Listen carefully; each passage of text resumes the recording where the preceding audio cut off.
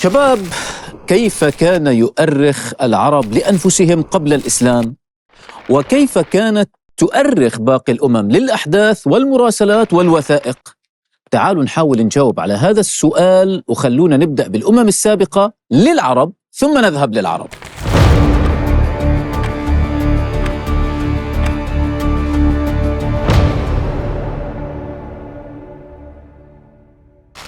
فقد روي عن ابن الجوزي أن الناس إلى حدود الطوفان أرخت بهبوط آدم عليه السلام إلى الأرض، فكان التاريخ إلى الطوفان، ثم من بعد هذا التاريخ أرخت الناس إلى زمن إبراهيم الخليل عليه الصلاة والسلام بالطوفان.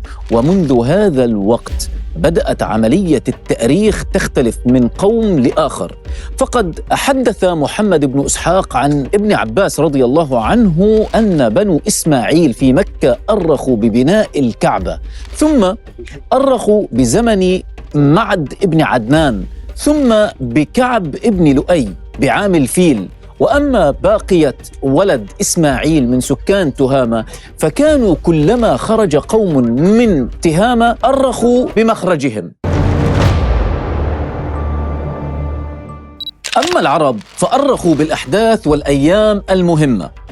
على سبيل المثال، أرخت حمير بملوكها من التبابعة، وأرخت قبيلة غسان بسد مأرب، وأرخ أهل صنعاء بظهور الحبشة على اليمن، ثم بغلبة الفرس. كانت العرب تؤرخ أيضاً بالأيام المشهورة كحرب البسوس وداحس والغبراء، وبيوم ذي قار والفجار ونحوه من هذه الأيام. وما بين حرب البسوس ومبعث نبينا صلى الله عليه وسلم 60 سنة، وهذا القول لمؤرخ المسلمين والعالم بأنساب العرب ابن الكلبي. وأما الفرس فقد أرخوا بملوكهم، ومنهم أردشير بن بابك كما قال الطبري في تاريخه. وبالنسبة للروم فقد أرخت بأباطرتها وببناء روما. وأما الإغريق فأرخت بأيام الإسكندر.